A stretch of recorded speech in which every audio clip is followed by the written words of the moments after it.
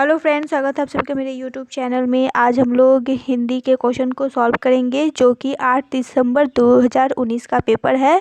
तो ये क्वेश्चन सब आने वाले एग्ज़ाम के लिए बहुत ही यूजफुल है। तो आइए शुरू करते हैं। पहला क्वेश्चन है, उच्च प्राथमिक स्तर पर भाषा सीखने का उद्देश्य है। तो भाषा सीखने का क्या उद्देश्य है? तो इसका सही आंसर जो हो जाएगा, भाषा की बारीकी और सौंदर्य बोध को सही रूप से समझना। ये सही आंसर हो जाएगा, क्योंकि प्रश्न उत्तर भाषण अंतराक्षरी का मात्र आयोजन करना ये नहीं हो सकता। दूसरों के अनुभवों से जोड़कर सवालों के जवाब देना ये भी नहीं है। निजी अनुभवों को केवल लिख कर, केवल जो आ गया तो ये गलत हो गया। तो इसका सही आंसर 2 नंबर हो जाएगा। अगला क्वेश्चन है, ज्ञान से संबंधित अन्य विषयों की समझ का विकास तथा उससे आनंद उठाने की क्षमता का विकास उच्च प्राथमिक स्तर पर भाषा सीखने का एकमात्र उद्देश्य है। एक महत्वपूर्ण उद्देश्य है। एकमात्र उद्देश्य नहीं है, सर्वाधिक महत्वपूर्ण उद्देश्य भी नहीं है, सबसे कम महत्वपूर्ण उद्देश्य नहीं है। तो इसका सही आंसर है 2 नंबर। अगला क्वेश्चन है, पढ़ने का अर्थ है। पढ़ने का अर्थ क्या है? पढ़कर समझना, यानी कोई भी चीज़ हम पढ़ रहे हैं तो उसको पढ़कर समझ सके, यही पढ़ने का अर्थ है। तो इसका सही आंसर है 1 नंबर। वर्णमाला का ज्ञान नहीं है, वाक्यों को पढ़ना यह भी नहीं है, शब्दों को पढ़ना यह भी नहीं है। तो इसका सही आंसर है 1 नंबर। अगला क्वेश्चन है, कविता में कई बार अभी भी का प्रयोग करके बातें रची गई है। ठीक है, बिना रुके चलने वाले किसी कार्य का भाव निकल रहा है या नहीं, इसमें यह पूछा गया है।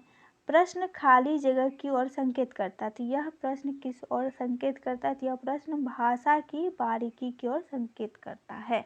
अगला क्वेश्चन है, उच्च प्राथमिक स्तर पर भाषा के सीखने में पाठ्य पुस्तक के अतिरिक्त कौन सी संसाधन सामग्री सर्वाधिक महत्वपूर्ण है?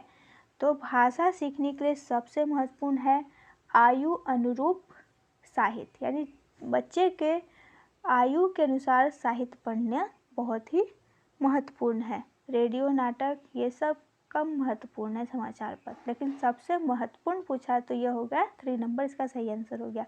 अगला क्वेश्चन है, गणित, विज्ञान आदि विषयों को कक्षाओं में भी बच्चे भाषा सीखते हैं, यानी गणित, विज्ञान आदि विषयों की कक्षा में भी बच्चे भाषा सीखते हैं। यह विचार पूर्णतः सत्य है, क्योंकि गणित और विज्ञान के माध्यम से जो प्राथमिक है उसमें भी पढ़ाया जाता है, भाषा सिखाया जाता है।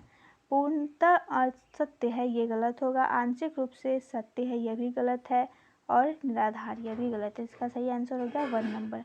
अगला क्वेश्चन है, उच्च प्राथमिक स्तर पर पाठ्य पुस्तकों में हिंदीतर भाषा को ही जगह मिलनी चाहिए, ताकि बच्चे उपरोक्त सभी, इसका आंसर हो जाएगा, ताकि बच्चे भाषा की विभिन्न रंगतों से परिचित हो सके, हिंदीतर भाषी साहित्यकारों से परिचित हो सके, सामाजिक संस्कृति से परिचित हो सके। तो ये सारे ऑप्शन सही है, तो इसका सही आंसर हो जाएगा उपरोक्त सभी।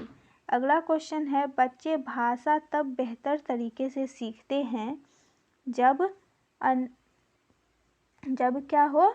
भाषा का समृद्ध परिवेश हो। भाषा का समृद्ध परिवेश होगा तो वहाँ बच्चे अच्छे से भाषा सीख सकेंगे। इसका सही आंसर 2 नंबर हो जाएगा। अगला क्वेश्चन है, उच्च प्राथमिक स्तर पर भाषा आकरण की दृष्टि से सर्वाधिक महत्वपूर्ण है अवलोकन विधि। तो अवलोकन सबसे ज़्यादा महत्वपूर्ण है। अगला क्वेश्चन है, द्वितीयक भाषा की पाठ्यचर्या का एक लक्ष्य है प्राकृतिक भाषा ज्ञान में अर्जित दक्षता के अनुरूप खाली जगह दक्षता प्राप्त करना, यानी कौन सी दक्षता? बुनियादी दक्षता प्राप्त करना।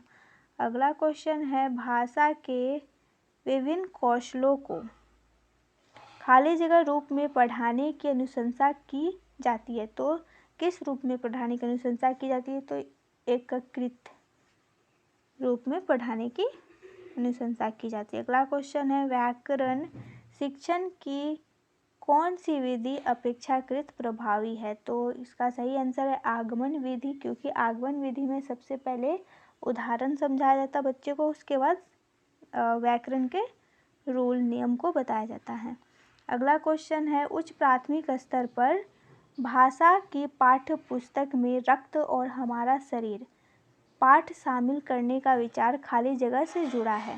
यानी जो पाठ है रक्त और हमारा शरीर, यह शामिल क्यों किया गया? तो क्योंकि इससे क्या होगा, हिंदी भाषा की विभिन्न रंगतों से बच्चा क्या हो जाएगा, परिचित हो जाएगा। तो इसका सही आंसर हो जाएगा 3 नंबर।